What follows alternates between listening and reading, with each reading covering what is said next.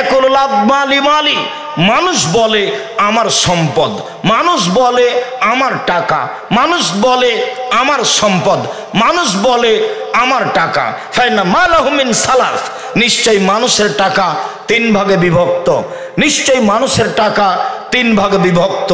মা কালা ফাফনা, যা খেলো তা নষ্ট হলো, যা খেলো তা নষ্ট হলো। আসার পর থেকে তো খাদ্য ব্যতীত যা খেয়েছেন সবই পায়খানা। অত খাচ্ছেন কেন?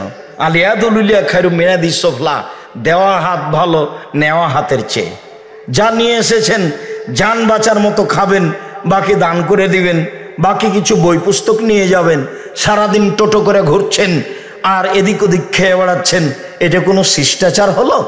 রাসূল সাল্লাল্লাহু আলাইহি সাল্লাম বলেন, মা কালা ফাফনা, যা খেলো তা নষ্ট করলো। ও মালাবে সাফাবলা, যা পরলো তা পুরাতন করলো।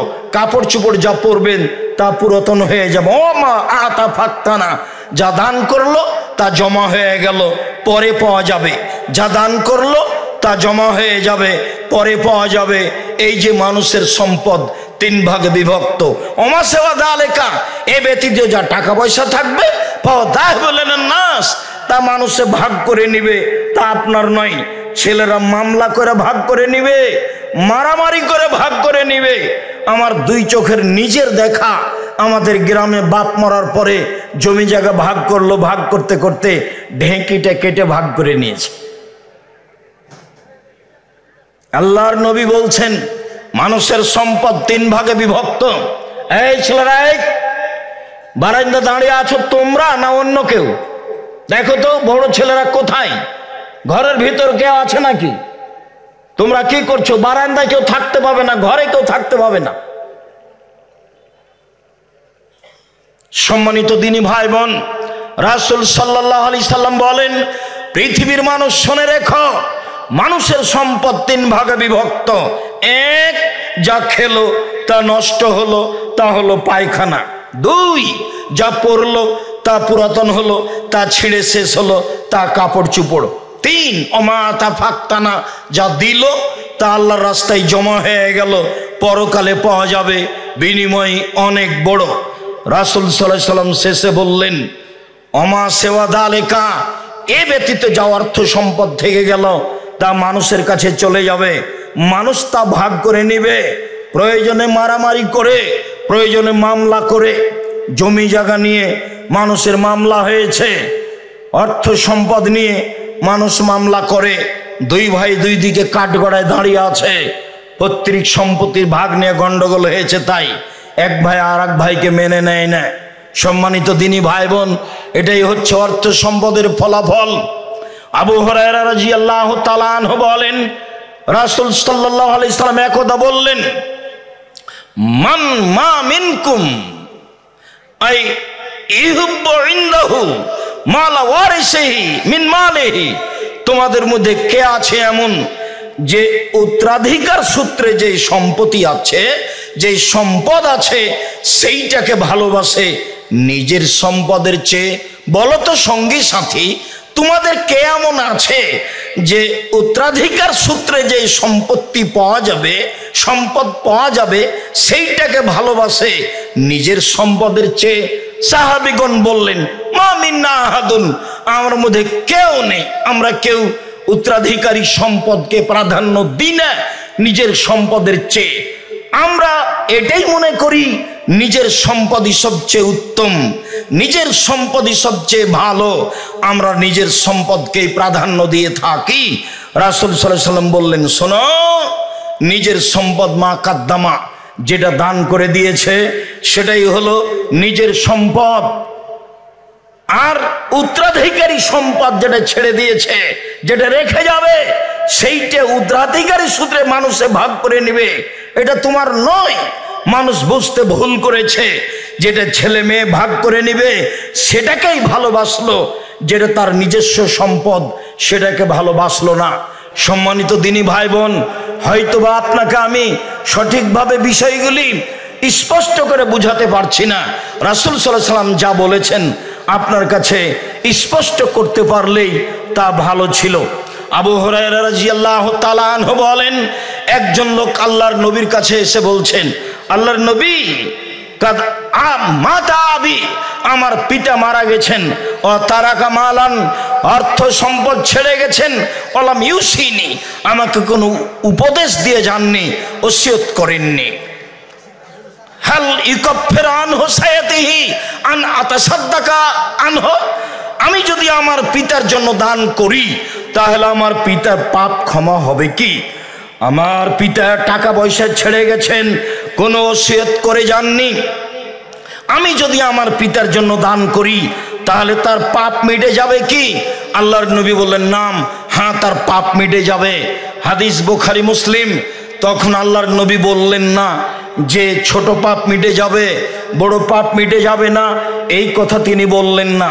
তিনি বললেন, যা, তাতে প্রত্যেক ছেলে মেয়ের উচিত তার বাপের জন্য, তার মায়ের জন্য, তার দাদা দাদির জন্য, নানা নানির জন্য দান করা, যাতে করে যারা মরে গেছে তাদের পাপ মিটে যায়। মরা মানুষের পাপ মিটে যাবে দান করলে। সম্মানিত দিনী ভাই বোন, হজ করলে মরা মানুষের পাপ মিটে যায় না, নিজের হয়। সালাত আদায় করলে মরা মানুষের পাপ মিটে যায় না, নিজের হয়।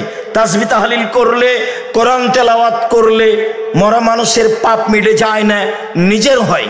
সিয়াম ভিন্ন ধরনের ইবাদত, রোজা থাকলে নিজের হয়, আর একজনের পাপ মিটে যায় না। অত্র বুখারী মুসলিমের হাদিসে বোঝা যায়, মানুষ যদি পিতা মাতার নামে দান করে তাহলে তার যে বড় পাপ ছিল, ছোট পাপ ছিল, সব মিটে যাবে। হাদিস বুখারী মুসলিম। সম্মানিত দিনী ভাই বোন, যারা অবগত হবেন তাদেরকে আমি অনুরোধ করে বলছি, আপনারা ছেলে মেয়ে হিসেবে হুঁশিয়ার, সচেতন, সজাগ ছেলে মেয়ে হওয়ার চেষ্টা করেন। বাপের যে কোনো মূল্যে উপকার করতে হবে, মায়ের যে কোনো মূল্যে উপকার করতে হবে, দাদা দাদির যে কোনো মূল্যে উপকার করতে হবে। তাদের অর্থ সম্পদ ভোগ করছি, তাদের জমি জায়গায় বাড়ি ঘর করে বসবাস করছি, সহজ পথ, তাদের নামে দান করলে তাদের কবরের শাস্তি মিটে যাবে, পাপ মিটে যাবে। এই কথা মুহাম্মদ সাল্লাল্লাহু আলাইহি সাল্লাম বলেন। আবু হুরায়রা, আয়েশা রাদিয়াল্লাহু তাআলা আনহা বলেন, একজন লোক এসে বলল, আল্লাহর নবী, কাদ উফতিলাতা তুম্মি, আমার মা হঠাৎ মারা গেছেন, লাউ তাকাল্লামাত তাসাদ্দাকাত, আমার মা কথা বলতে পারলে দান করতেন। আফা উসাদ্দাকু আনহা ওয়ালাহা সাওয়াব, আমি আমার মায়ের নামে কি দান করব, তার কি নেকি হবে? আল্লাহ রাসূল বলেন, নাম, হ্যাঁ, তুমি তোমার মায়ের নামে দান করো, তার নেকি হবে। এটাও বুখারী মুসলিমের হাদিস। আগেরটা ছিল পিতার ব্যাপারে, এটা ছিল মায়ের ব্যাপারে। দুই হাদিসই বুখারী মুসলিমের হাদিস। সম্মানিত দিনী ভাই বোন, বিষয়গুলি আমাদের জন্য অতীব জরুরি। উকবা ইবনে আমির রাদিয়াল্লাহু তাআলা আনহু বলেন, রাসূল সাল্লাল্লাহু আলাইহি সাল্লাম বলেছেন, কুল্লু ইমরিন ইয়াকুনু ফি জিল্লি সাদাকাতিহি ইয়াউমাল কিয়ামা হাত্তা ইউজাবানান নাস। অবাক হতে হয় এই হাদিসের অনুবাদ শুনলে, অবাক হতে হয় এই হাদিসের অনুবাদ শুনলে। আল্লাহর নবী বলেন, পৃথিবীর মানুষ শুনে রেখো, বিচারের মাঠে যখন মানুষের মাথার উপরে 1 মাইল উপরে সূর্য হবে, মানুষ যেদিন ঘামের মধ্যে থাকবে, কারো ঘাম হবে টাকনু পর্যন্ত, কারো ঘাম হবে হাঁটু পর্যন্ত, কারো ঘাম হবে কোমর পর্যন্ত, কারো ঘাম হবে নাক পর্যন্ত। ওই সময়ে মানুষ নিজের দানের ছায়াতলে থাকবে। যতক্ষণ পর্যন্ত বিচার শেষ না হচ্ছে ততক্ষণ পর্যন্ত নিজ দানের ছায়াতলে থাকবে, এ কথা মুহাম্মদ সাল্লাল্লাহু আলাইহি সাল্লাম বলেন। উকবা ইবনে আমির রাদিয়াল্লাহু তাআলা আনহু বলেন, রাসূল সাল্লাল্লাহু আলাইহি সাল্লাম বলেছেন, ইন্নাস সাদকাতা তুদফু আন আহলিহা হারাল কবুরে, নিশ্চয় দান কবরবাসীর শাস্তিকে মিটিয়ে দেয়, বন্ধ করে দেয়। অত্র হাদিস প্রমাণ করে যে আপনি যদি আপনার পিতামাতার নামে দান করেন, দাদা দাদির নামে দান করেন, তাহলে আপনার পিতামাতার দাদা দাদির কবরের শাস্তি বন্ধ হয়ে যাবে। এ কথাই মুহাম্মদ সাল্লাল্লাহু আলাইহি সাল্লাম বলেন। ইবাদতের জগতে সবচেয়ে শক্তিশালী, ক্ষমতাধর, পাওয়ারফুল ইবাদত হলো দান। দানের চেয়ে পৃথিবীতে শক্তিশালী, পাওয়ারফুল, ক্ষমতাধর কোনো ইবাদত নেই। সম্মানিত দিনী ভাই বোন, কি দিয়ে আপনাকে আমি বুঝাই? আল্লাহর নবী বলছেন আস-সাদকাত বুরহান, দান হলো দলিল। বিচারের মাঠে আপনি বলবেন আমি জান্নাত পাবো, আল্লাহ যদি বলেন, ফেরেশতা যদি বলেন কেন, কিভাবে, তখন আপনি বলবেন আমার প্রমাণ রয়েছে। যেমন বলেন এই জমি আমার, দলিল আছে আমার, এই বাড়ি আমার, দলিল আছে আমার। বিচারের মাঠে আপনি বলবেন জান্নাত পাবো আমি, তার দলিল আমার কাছে আছে। আল্লাহ তাআলা বলেছেন পৃথিবীর মানুষ, আমি জান্নাত বিক্রি করে দিয়েছি তোমাদের জানের বিনিময়ে, তোমাদের মালের বিনিময়ে। অর্থ সম্পদ আল্লাহর পথে দান করো, বিনিময়ে আমি তোমাদের জান্নাত দিয়ে দিয়েছি। সম্মানিত দিনী ভাই বোন, অত্র হাদিসের শেষ অংশে বলেন আল্লাহর নবী ইন্নামাল মুমিন ইয়াকুনু ফি জিল্লি সাদাকাতিহি ইয়াউমাল কিয়ামা, সেদিন মানুষ তার দানের ছায়াতলে থাকবে।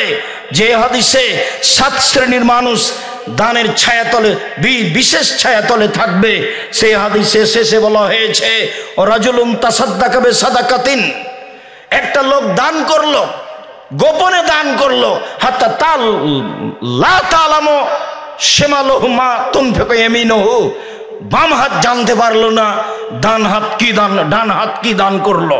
যদিও প্রকাশ্যে দান করা যায়, গোপনে দান করা তুলনামূলক ভালো, প্রকাশ্যে দান করা যায় সবাই জানি।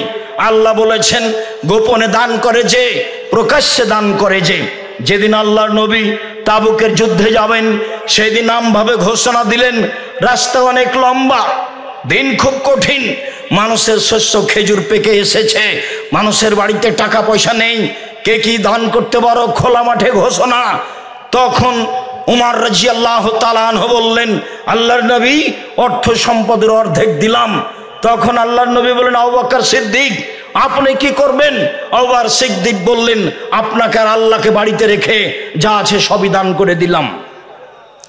সেই দিন উমর বলেছিলেন আজকে ভেবেছিলাম আবু বকর সিদ্দিককে নেকিতে পরাজয় করব, আজ যখন আবু বকর সিদ্দিককে নেকিতে পরাজয় করতে পারিনি, আমি উমর জিন্দেগিতে আর কোনোদিন কখনো অন্তত আবু বকর সিদ্দিক রাদিয়াল্লাহু তাআলাকে নেকিতে পরাজয় করতে পারবো না। রাসূল সাল্লাল্লাহু আলাইহি ওয়াসাল্লাম বললেন উসমান তুমি কি করবে?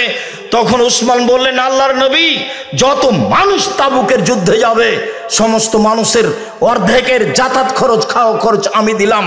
সেদিন মানুষ ছিল 30,000, 15,000 মানুষকে তিনি 15,000 উট দিয়েছিলেন, 3 মাসের যাতায়াত খরচ, খাওয়া খরচ দিয়েছিলেন। এখন যদি কোনো সরকার, চলমান সরকারকে বলা হয় যে 15,000 মানুষকে 3 দিন খেতে দিতে হবে, হিমশিম খেয়ে যাবে। সেই দিন উসমান রাদিয়াল্লাহু তাআলা বলেছিলেন 3 মাসের যাতায়াত খরচ, খাওয়া খরচ দিলাম, 15,000 মানুষের 15,000 উট দিয়ে দিলাম। একটা উটের দাম যদি 2 লক্ষ টাকা হয় তাহলে 15,000 উটের দাম কত হয়? তার নাম উসমান গনি। খোলা মাঠে যখন দানের ঘোষণা করলেন তখন উসমান গনি এই কথাই বলেছিলেন। আল্লাহর নবী যখন বললেন দেখো এই মসজিদ একটা তৈরি করতে হবে, জমি কেনার টাকা কে দিতে পারে, বিনিময়ে জান্নাত হবে, উসমান বলেছিলেন আল্লাহর নবী জমি আমি কিনে দিলাম। যেদিন আল্লাহর নবী বলেছিলেন এই মসজিদের সামনে পুকুর আছে, ইদারা কূপ রয়েছে, কে এটা কিনে দিতে পারে, মুসলমানের পানির জন্য, তার জন্য জান্নাত রয়েছে, উসমান রাদিয়াল্লাহু তাআলা বলেছিলেন আমি এই কূপের, এই কুয়ার ইদারার মূল্য দিয়ে দিলাম। এমনি হচ্ছেন দান করা ব্যক্তি উসমান রাদিয়াল্লাহু তাআলা আনহু। সম্মানিত দিনী ভাই বোন, কিছুক্ষণ আগে বাদশাহ আব্দুল আজিজের যে কথা আমরা শুনতে পাচ্ছিলাম, চলেন দান একটা ভিন্ন ধরনের ইবাদত, ধারাবাহিক হাদিস আমরা আপনার সামনে পেশ করি। আবু হুরায়রা রাদিয়াল্লাহু তাআলা আনহু বলেন রাসূল সাল্লাল্লাহু আলাইহি ওয়াসাল্লাম বলেছেন ইন্নাস সাদকাতা তুতুল খাতিয়াতা কামা ইতফুল মাউন নারা, নিশ্চয় দান মানুষের পাপকে মিটিয়ে দেয় যেমন ভাবে পানি আগুনকে নিভিয়ে দেয়। নিশ্চয় দান এত ক্ষমতাধর, শক্তিশালী, পাওয়ারফুল ইবাদত, মানুষের পাপকে মিটিয়ে দেয় যেমন ভাবে পানি আগুনকে নিভিয়ে দেয়। এ কথাই মুহাম্মদ সাল্লাল্লাহু আলাইহি ওয়াসাল্লাম বলেন। আনাস রাদিয়াল্লাহু তাআলা আনহু বলেন রাসূল সাল্লাল্লাহু আলাইহি সাল্লাম বলেছেন ইন্না সাদকাতা সিররে তুতফিউ গাযাবার রাব্বে, গোপন দান আল্লাহর রাগকে মিটিয়ে দেয়। আমার আপনার পাপের কারণে আল্লাহ অসন্তুষ্ট হয়ে আছেন, এক সময় যখন আমি আল্লাহর রাস্তায় দান করে দিলাম তখন আল্লাহর রাগ মিটে গেল, আমি সহজে জান্নাত যেতে পারবো। দান ভিন্ন ধরনের ইবাদত। সম্মানিত দিনী ভাই বোন, আমাদেরকে দান করতেই হবে। মহিলাদের ব্যাপারে রাসূল সাল্লাল্লাহু আলাইহি ওয়াসাল্লাম ভিন্নভাবে বললেন। তারপরে আমরা আর একটু বুঝি। আদি ইবনে সাবিত রাদিয়াল্লাহু তাআলা আনহু বলেন, রাসূল সাল্লাল্লাহু আলাইহি সাল্লাম একদা বললেন, মা মিনকুম মিন আদিন ইল্লা সায়ুকাল্লিমুহুল্লাহু তাআলা ইয়াউমাল কিয়ামা। প্রত্যেক ব্যক্তিকে বিচার মাঠে আল্লাহর সামনে মুখামুখি কথা বলতে হবে। লাইসা বাইনাহু বাইনাহু তারজুমান, দুইজনের মাঝে কোনো দোভাষী থাকবে না। আপনি যা বলবেন আল্লাহ তা বুঝবেন, আল্লাহ যা বলবেন আপনি তা বুঝবেন। ওয়ালা হাজবুন ইহাজবহু, কোনো অন্তরালো থাকবে না, সামনাসামনি কথা হবে, উভয়ের ভাষা বুঝতে পারবে। ফা এনজুর আয়মানা মিনহু, ওই সময় লোকটি ডান দিকে লক্ষ্য করবে। ফায়ারা মা কাদ্দামা মিন আমালিহি, ডান দিকে লক্ষ্য করলে জীবনের সব কর্ম দেখতে পাবে, ভালো মন্দ। সময় এনজুর আসমা মিনহু, তারপর লোকটি বাম দিকে লক্ষ্য করবে। ফায়ারা মা কাদ্দামা মিন আমালিহি, নিজের জীবনের সব কিছু কর্ম দেখতে পাবে। যা দেখলো ডানে তা দেখবে বামে, যা দেখলো ডানে তা দেখবে বামে। সময় এনজুর বাইনা ইয়াদাইহি ফাল ইয়ারান্নার তিলকা ওয়াজহিহি, এবার সামনের দিকে লক্ষ্য করবে, লক্ষ্য করলেই দেখবে জাহান্নাম, লক্ষ্য করলেই দেখবে জাহান্নাম। তখন আল্লাহর নবী বললেন, পৃথিবীর মানুষ ফাত্তাকুন্নারা ওয়ালাউ বিশিক্কি তামারাতিন, পৃথিবীর মানুষ তোমরা জাহান্নাম থেকে বাঁচো দান করে, তোমরা জাহান্নাম থেকে বাঁচো দান করে, তোমরা জাহান্নাম থেকে বাঁচো দান করে। কম থেকে কম, কম থেকে কম, বেশি থেকে বেশি, কম থেকে কম। খেজুরের বীজের ওপরে যে সাদা ছালটা থাকে একেবারেই চিকন, এই পরিমাণ হলেও দান করে জাহান্নাম থেকে বাঁচো। হাদিস বুখারী মুসলিম। কি দিয়ে আপনাকে আমি বুঝাই, দানই হচ্ছে জাহান্নাম থেকে বাঁচার ভিন্ন ধরনের মাধ্যম, একেবারেই নগদ মাধ্যম। বললেন ডান দিকে দেখলো কর্ম দেখলো, বাম দিকে দেখলো কর্ম দেখলো, সামনের দিকে দেখলো জাহান্নাম দেখলো। এই পর্যন্ত বলতে বলতেই আল্লাহ রাসূল বলছেন, পৃথিবীর মানুষ তোমরা জাহান্নাম থেকে বাঁচো দান করে। খেজুরের বীজের ওপরে যেই একেবারে চিকন ছালটা রয়েছে এইটা সমপরিমাণ হলেও, যার কারণে আমি ছাত্র শিক্ষক কর্মচারী সবাকেই বলি, জুমার দিন যখন সামনে দিয়ে কয়টাটা যায় তখন 5 টাকা হোক 2 টাকা হোক 1 টাকা একটা কয়েন হোক, ও যেন সামনে দিয়ে ফিরে না যায়। আলিয়াদুল উলিয়া খায়রুম মিন ইয়াদিস সুফলা, আল্লাহ রাসূল বলছেন দেওয়া হাত ভালো নেওয়া হাতের চেয়ে। বুখারী মুসলিম, দেওয়া হাত ভালো নেওয়া হাতের চেয়ে। কয়টাটা সামনে দিয়ে খালি পার হয়ে যাবে এমনটা যেন হয় না কারো। এই ব্যাপারে তিনি ঘোষণা দিলেন রাসূল সাল্লাল্লাহু আলাইহি সাল্লাম জনগণের সামনে। সম্মানিত দিনী ভাই বোন, আবু সাঈদ খুদরি রাদিয়াল্লাহু তাআলা আনহু বলেন, একদা আল্লাহর নবী ঈদের মাঠে গেলেন। ঘটনা ঈদুল আজহা না ঈদুল ফিতর এমনটা কিছু হবে। মানুষের সামনে সালাত আদায় করার পরে এবার তিনি মহিলাদের সামনে গেলেন। মহিলাদের সামনে গিয়ে বলছেন, ইয়া মাশারান নিসা তাসাদ্দাকনা ফাইন্নী উরিতুকুন্না আকসারা আহলিন নারে, হে মহিলারা তোমরা দান করো, আমি তোমাদের অধিক অংশই দেখছি জাহান্নামে। জাহান্নাম বলতে নারী আর নারী, জাহান্নাম বলতে নারী আর নারী, জাহান্নাম বলতে নারী আর নারী, জাহান্নাম বলতে নারীকেই বুঝায়। অতএব তোমরা দান করে জাহান্নাম থেকে বাঁচো। এই কথা বলতে বলতে অন্য বর্ণনায় বলছেন, অমিন হলিয়ে কুন্না, যদি হাতে টাকা না থাকে তাহলে গলায় কানে হাতে যা কিছু গয়না আছে, যা কিছু কানের দুলবালা আছে, তাবিজ আছে, যা কিছু আছে সব দান করে দাও জাহান্নাম থেকে বাঁচার জন্য। এই কথা মুহাম্মদ সাল্লাল্লাহু আলাইহি সাল্লাম বললেন মহিলাদের সামনে বক্তব্য দিতে গিয়ে। সম্মানিত দিনী ভাই বোন, আমি বক্তব্যের এক পর্যায়ে এসে বলছি, আমরা জামিয়া সালাফিয়া পরিচয় আপনাদের সামনে সব সময় দিয়ে থাকি। এই ভিত্তিতেই আজকে আপনাদের দান করতে বলবো ইনশাআল্লাহ। মনে রাখতে হবে, শিরক মুক্ত প্রতিষ্ঠান জামিয়া সালাফিয়া, বিদাত মুক্ত প্রতিষ্ঠান জামিয়া সালাফিয়া, দল মুক্ত প্রতিষ্ঠান জামিয়া সালাফিয়া, সংগঠন মুক্ত প্রতিষ্ঠান জামিয়া সালাফিয়া, হিংসা মুক্ত প্রতিষ্ঠান জামিয়া সালাফিয়া। শিক্ষা অঙ্গনে, শিক্ষা মানে আয়াতনে দেশের সবচেয়ে বড় প্রতিষ্ঠান জামিয়া সালাফিয়া। আলহামদুলিল্লাহ, যা আপনারা দেখছেন এটার এরিয়াই সবচেয়ে বড়। সাথে সাথে গত বছর যে বলেছিলাম যে 1 স্কয়ার ফিট সমান 5000 টাকা দিতে হবে এই মসজিদ তৈরিতে। যা দিয়েছিলেন তাতে কাজ চলছে। কি দিয়েছেন ভালো মনে আছে? তাতে পাইলিংয়ে খরচ আছে প্রায় 2 কোটি যেটুকু হয়েছে। তাতে মেঝে ঢালাই এবং পিলারে খরচ আছে প্রায় 2 কোটি। কাজেই এবারও 1 স্কয়ার ফুট সমান 5000, 3 স্কয়ার ফুট সমান 15000। এমনিতেই যারা 2000, 5000, 50000, 1 লাখ, 5 লাখ দান করবেন, করেন, অবশ্যই করবেন, এটাই ঠিক। এই বৈঠকি দানে সকল দিনী ভাই বোনকে আমি অংশগ্রহণ করার জন্য অনুরোধ জানাচ্ছি। এইদিকে 1 স্কয়ার ফিট সমান 5000 টাকা মর্মে যারা খাতা কলম নিয়ে বসে আছে তাদের কাছে আপনারা লিখিয়ে দিবেন।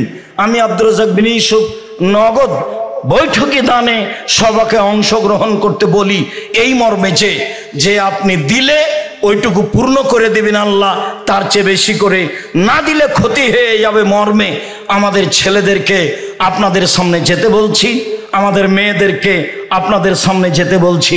আমার দিনী ভাইয়েরা, আমার দিনী বোনেরা বৈঠকি দানে অবশ্যই অংশগ্রহণ করবেন। কেউ এদিক ওদিক পয়সা অপচয় নষ্ট করবেন না। 5 টাকা হোক, 50 টাকা হোক, 5000 টাকা হোক, আমি আপনাদের সাথে রয়েছি। বৈঠকি দানে অংশগ্রহণ করছি। স্টেজে যারা আছি সবাই অংশগ্রহণ করব। 5 টাকা হোক, 50 টাকা হোক, 5000 টাকা হোক। যারা আমার সামনে আছেন, ছেলেরা আপনাদের পাশ দিয়ে আসছে, কেউ খালি হাতে ফিরাবেন না, সেটা কম হোক আর বেশি হোক। এই মুহূর্তে যদি কারো কাছে না থাকে তাহলে কারো কাছ থেকে 10 টাকা নিয়ে অবশ্যই এই ছেলেদের হাতে দিবেন। সম্মানিত দিনী ভাই বোন, আমার বোনদের বলছি, মেয়েরা আপনাদের সামনে যাচ্ছে, অবশ্যই তাদের সামনে আপনি দানের হাত প্রশস্ত করবেন। যারা মসজিদ নির্মাণে লিখাতে চান তারা 1 স্কয়ার ফিট সমান টাকা লিখিয়ে দিবেন। আর এমনিতেই দানের ব্যাপারে যেসব বিকাশ নাম্বার, অ্যাকাউন্ট নাম্বার উল্লেখ আছে, আশেপাশে সে অ্যাকাউন্ট নাম্বার উল্লেখ আছে।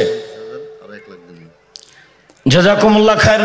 এক ভাই 50,000 টাকা দিলেন, আরো 1 লাখ টাকা দিবেন, আমি চিনি না তাকে। জাযাহুল্লাহ খায়ের, বারাকুমুল্লাহ। সম্মানিত দিনী ভাই বোন, আমি আপনাদেরকে দানের হাত প্রশস্ত করার জন্য আন্তরিকভাবে অনুরোধ জানাচ্ছি। যে যেখানে আছেন, আমি সাধারণ মানুষ, আপনাদের জন্য দোয়া করি।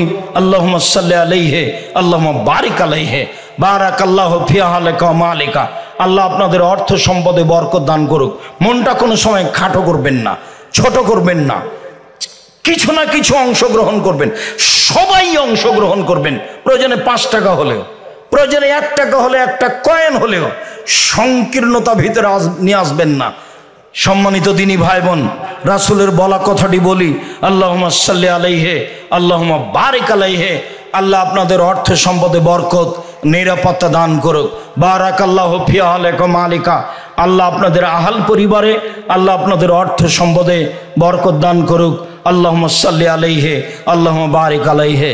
সম্মানিত দিনী ভাই বোন, আমি আগামীকাল জুমার খুতবায় আবারও বিষয়ভিত্তিক আলোচনা আপনাদের সামনে পেশ করব ইনশাআল্লাহ। তাতে আমি এলাকাবাসীর সুবিধা কথা বলবো। এলাকাবাসী যেটাই করুক না কেন, তারা জামিয়া সালাফের মন দিয়েই সহযোগিতা করে আসছে। না বুঝে কেউ কিছু করতে পারে, এটাই স্বাভাবিক। তারা এইসব জমি জায়গা অর্থর বিনিময়ে হোক, যেভাবে হোক, তারা দান করেছে, দিয়েছে, বিক্রি করেছে। না দিলে তো আপনি বিক্রি না করলে তো আপনি মসজিদ করতে পারতেন না। যার কারণে আমি প্রথমত ডাক্তার আব্দুস সুবহান, যিনি এখানে আমাকে নিয়ে এসেছেন, তিনি মারা গেছেন, বেশ কিছুদিন হয়ে গেল। আমি তার জন্য আন্তরিকভাবে দোয়া করি, আল্লাহুম্মা গফির লাহু ওয়ারহামহু। আল্লাহ তুমি তার কবরের শাস্তি মাফ করো, তার কবরকে প্রশস্ত করো, তার কবরকে আলোকিত করো।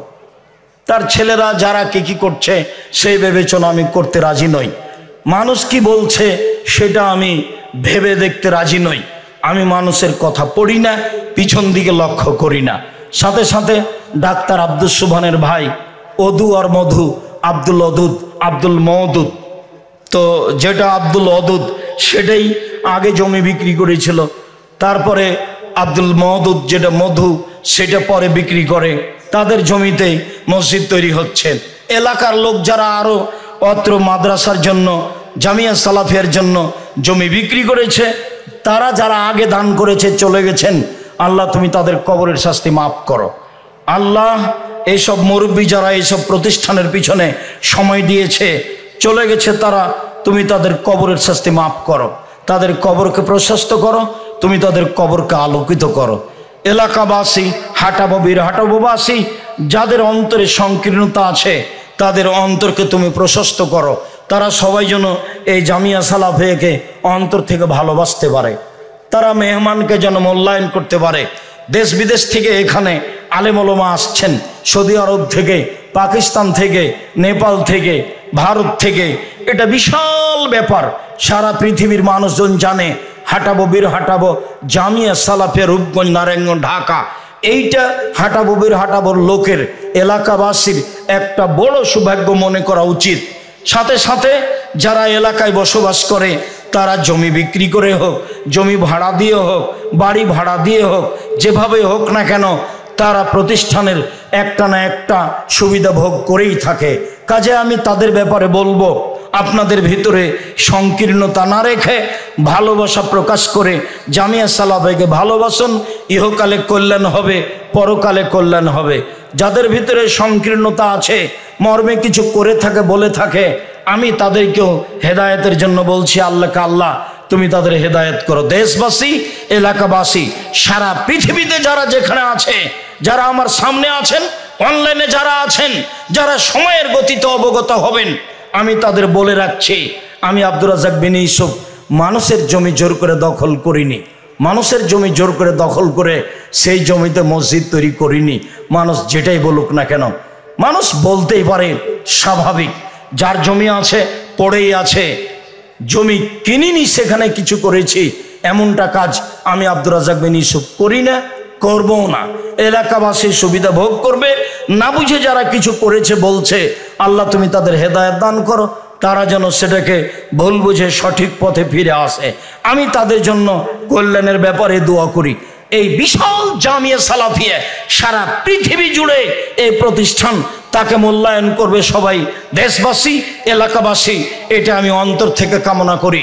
সম্মানিত দিনী ভাই বোন, আমি আপনাদের আন্তরিকভাবে অনুরোধ জানিয়ে বলি যে জামিয়া সালাফিয়া রূপগঞ্জ নারায়ণগঞ্জ হাটাবো বীর হাটাবে এই সালাফি কনফারেন্সে উপস্থিত হয়েছেন, এর বৈশিষ্ট্যকে মূল্যায়ন করার চেষ্টা করবেন। এর এক নম্বর বৈশিষ্ট্য, কাউকে উঠানো হবে না, কাউকে নামানো হবে না, কোনো দল সংগঠনের কথা বলা হবে না, কারো নামে কোনো স্লোগান হবে না। এটা হলো সালাফি কনফারেন্স।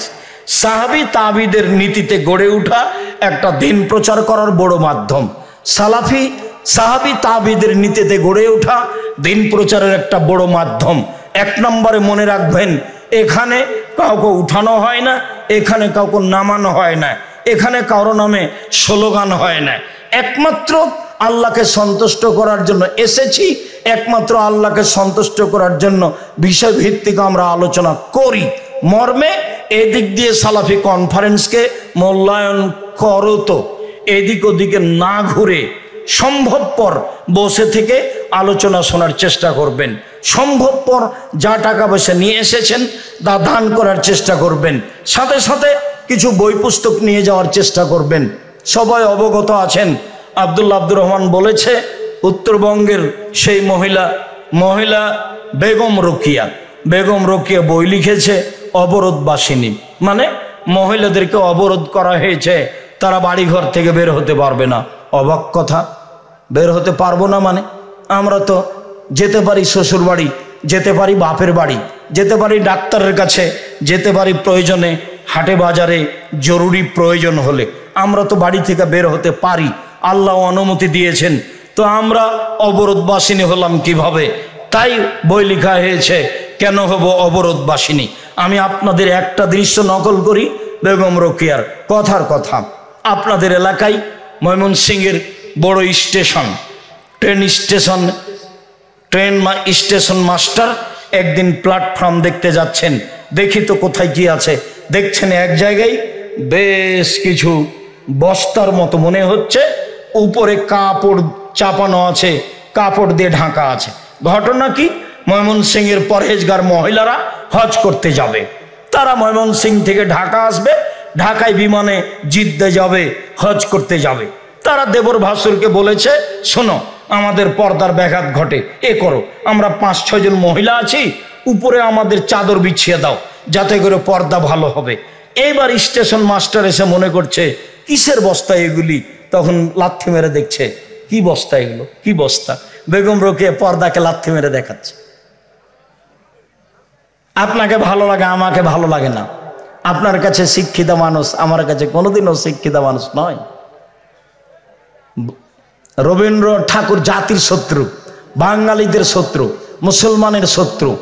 ভারত বাংলাদেশ পাকিস্তানের সবচেয়ে বড় দালাল রবীন্দ্রনাথ ঠাকুর। যেদিন আমাদের জাতি দিনী ভাই বোন জেল হাজতে থাকা ইংরেজদের হাতে, সেই দিন রবীন্দ্রনাথ ঠাকুর লন্ডনে গিয়ে সে আনন্দ ফুর্তি করে। সেই ঠাকুর দিন রাত বলে, ওমা তোমার আকাশ, ওমা তোমার বাতাস, ও কালিমা তোমার আকাশ, ও কালিমা তোমার বাতাস, এই স্লোগান রবি ঠাকুর দেয়। আর তার গান আমাদের ছেলে মেয়েরা বলে। শুনুন, ছেলে মেয়েকে জন্মের পরেই মুশরিক বানাচ্ছেন। আপনার চলে, আমার চলে না। আমি এটা কোনো সময় চাইনি। আমি বলেছিলাম আজ থেকে নিয়ে 25-30 বছর আগে, তোর বাপের আকাশ, এই কথা আমি বলেছিলাম। আমার নাকি ঠাকুরের মানের হানি করা হয়েছে, তাই সিলেট কোর্টে 5000 টাকার মামলা করা হয়েছিল।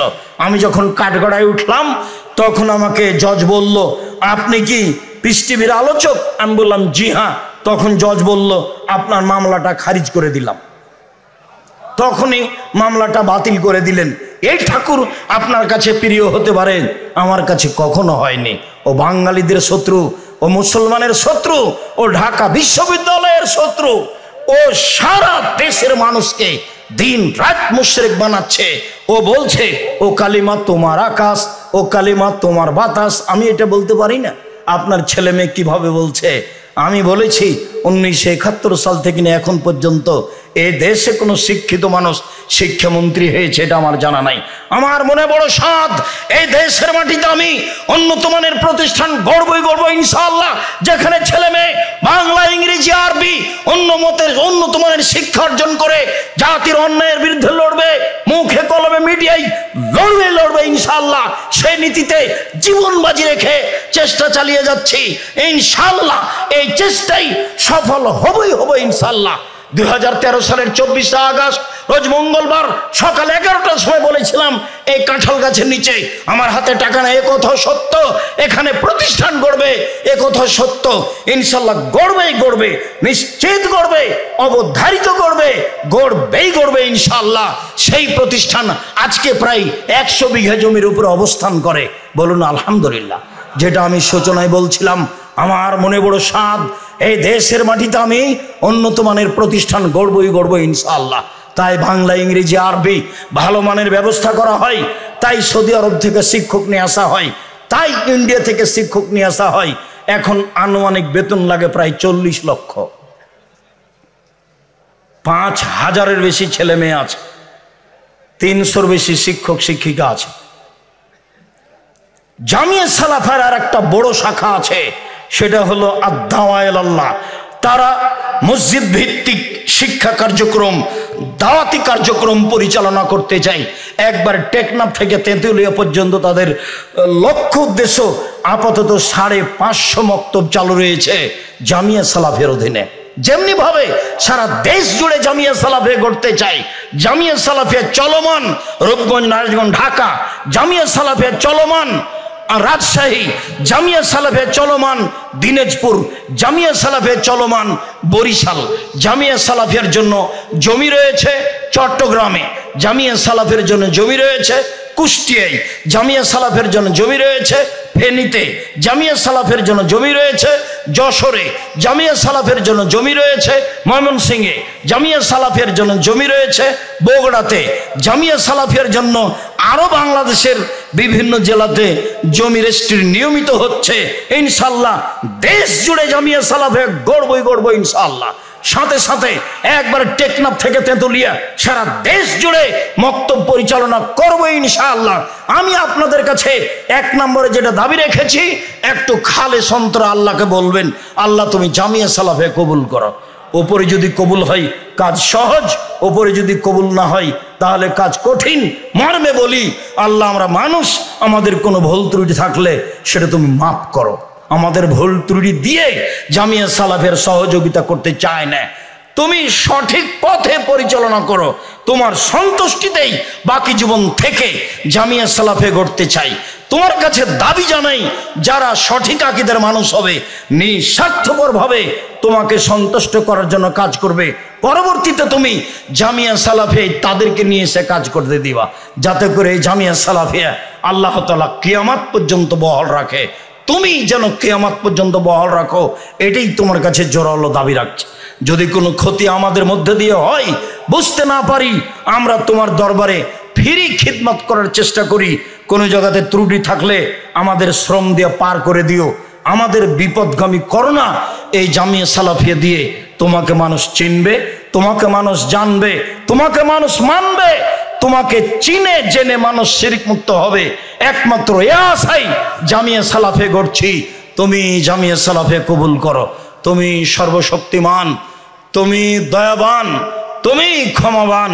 তোমার দরবারে জোরালো দাবি রেখে তুমি আজিজ পরাক্রমশালী, সব কিছু করতে পারো। তুমি কাদির, সর্বশক্তিমান। মানুষের শত্রুতাকে দমিয়ে, মানুষের হিংসা বিদ্বেষকে কমিয়ে তুমি জামিয়া সালাফিয়া সামনের দিকে এগিয়ে নিয়ে যাওয়ার পথ সহজ করে দাও। আল্লাহ, তোমার দরবারে এই জোরালো দাবি, এই দাওয়া, এই দোয়া তোমার দরবারে রেখে আপাতত আজকের মতো কথা এখানেই শেষ করলাম। সুবহানাকা আল্লাহুম্মা ওয়া বিহামদিকা আশহাদু আল্লা ইলাহা ইল্লা আনতা আস্তাগফিরুকা ওয়া আতুবু ইলাইক। আসসালামু আলাইকুম ওয়া রাহমাতুল্লাহ। আগামীকালকে জুমার খুতবে থাকবো ইনশাআল্লাহ, আগামীকাল রাত্রে থাকবো ইনশাআল্লাহ। আর বড় বড় আলেম ওলামা উপস্থিত হয়েছেন, আগামীকালকে উপস্থিত হবেন। এহসান এলাহি জহিরের ছেলে ইবতেসাম এলাহি জহির আগামীকাল